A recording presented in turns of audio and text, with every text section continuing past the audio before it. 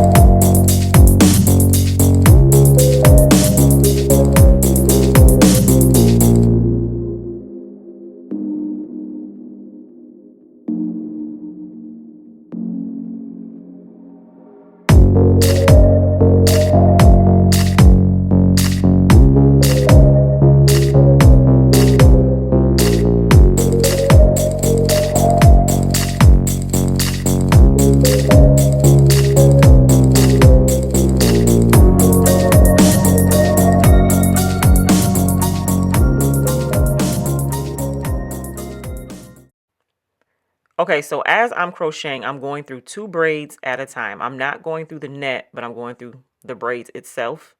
And I'm using the laying pattern. So this will help with any spacing. So as you are going up each row, you want to make sure that you're laying it as you would bricks. So see, I'm doing one on the opposite side of this one that's in the middle, because then when I do the next layer, that other crochet that hangs down will cover any spacing in between.